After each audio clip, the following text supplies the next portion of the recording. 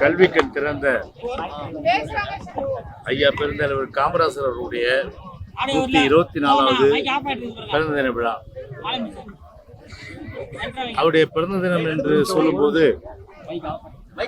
ஐயா பெருந்தலைவர் என்று சொன்னால் தமிழ்நாட்டிலே கல்வி கண் திறந்து தமிழ்நாட்டை ஒரு தொழில் வளர்ச்சியிலே முன்னுக்கு கொண்டு வந்து, அது மட்டுமல்லாமல் தொழில்கள் வளர வேண்டும் என்பதற்காக சிறு தொழில்கள், அதே போன்று பெருந்தொழில்கள், உதாரணமாக அரசினுடைய நிறுவனங்கள், அதாவது பொதுவாகவே அரசு சார்ந்த நிறுவனங்கள், அந்த அரசு சார்ந்த நிறுவனங்கள் எல்லாம் கூட ஒரு தொழில்துறையிலே கொண்டு வர வேண்டும் என்ற வகையிலே பல்வேறு நிறுவனங்களை உருவாக்கியவர்கள், அணைகள் கட்டியவர், நீர் மேலாண்மைக்கு அதிக முக்கியத்துவம் கொடுத்து தமிழ்நாட்டை ஒரு செழிப்புமிக்க மாநிலமாக உருவாக்கிய ஒரு பெருந்தலைவர். இன்னும் சொல்ல போனால்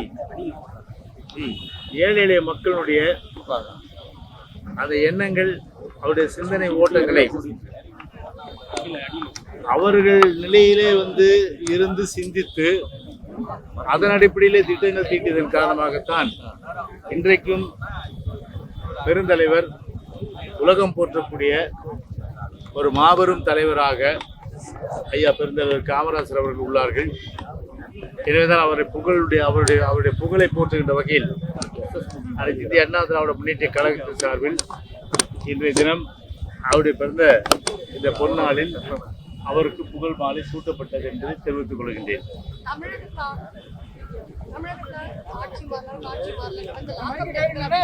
அதுதான் நல்ல அருமையான கேள்வி கேட்டீங்க.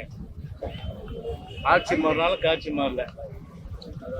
இன்னைக்கு பாத்தீங்கன்னா ஒரு பக்கம் பவர் கட், நேற்றைய கூட ஊடகங்களை பார்த்துருப்பீங்க, சில மாவட்டங்கள்ல மின்சார பிரச்சனை, மின்சார தடைகள்.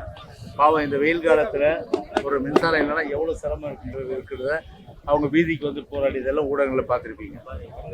ஒரு பக்கம் பார்த்தீங்கன்னா பாலியல் வன்கொடுமைகள், இன்னொரு பக்கம் பார்த்தீங்கன்னா லாக்அப் மரணங்கள். இந்த லாக்அப் மரணங்கள் பொதுவாகவே ஆளுங்கட்சி எதிர்கட்சி, ஆளுங்கட்சி என்று சொன்னால் அவர்கள் போதை பொருட்கள் வைத்திருந்தால் அவர்கள் விசாரணை என்ற பேரில் விடுவிச்சிடலாம், சாதகம் இருந்தால் விடுவிச்சுருவாங்க. ஈரோட்லேயும் சரி, அதே போன்று பவானிலையும் சரி, ஈரோடு பவானிலையும், அது சேலம் மாவட்டத்திலேயே தாவக கட்சி சார்ந்தவர்கள் ஒரு போதைப் பொருள் வச்சிருந்தனால கூப்பிட்டு விசாரிச்சு விட்டாங்க. ஆனால் சபரிவரம் என்ற நாகர்கோவில் சார்ந்த ஒரு 3 பாக்கெட் குட்கா தான் வச்சார், அடிச்சே கொண்டுட்டாங்க. ஆனால் இதுவரையில தமிழக முதல்வராக பொறுப்பேற்றிருக்கின்ற விஜய் எந்த ஒரு பிரச்சனைக்காவது ஒரு பத்திரிகையாளர் சந்தித்து அதனை விளக்கம் கொடுத்திருப்பார்களா? எந்த விளக்கமும் கொடுக்கவில்லை, பத்திரிகையாளர் சந்திப்பும் இல்லை. நாட்டில் என்ன நடக்குதுன்னு தெரியல, ஒரு அரசு இருக்குதான் தெரியல, அதிகாரியுடைய அரசு மாத்திரம் தான் இன்னைக்கு இருந்துட்டு இருக்கு. பல இடங்கள்ல அடிப்படை கட்டமைப்பு வசதிகள் இன்னும் மேம்படுத்தப்படாமல், இன்னும் பார்த்தீங்கன்னா சாலை வசதி, தெருவிளக்கு வசதி, மின்சார வசதி, குடிநீர் வசதி, இப்படி எல்லா வசதிகளுக்கும் டெண்டர் இன்னும் போடலன்னா எப்போ இவங்க டெண்டர் ஃப்ளோட் பண்ணி எப்போ அடிப்படை வசதிகள் இன்னும் நிறைவேற்றுவாங்க? இப்போ மழைக்காலம் வேற வருது, மழைக்காலத்தில் ரோடு போட முடியுமா? முடியாது. ஏன்னா அதெல்லாம் அப்படியே ஒரு தூங்கி கொண்டே இருக்கின்ற நிலையில அந்த தூக்கத்திலிருந்து எப்போது இந்த விஜய் அரசு, இந்த தாவேக அரசு விடுத்து கொள்ளும்? அதான் இப்போ மக்களுடைய 1000 மில்லியன் கொஸ்டின்.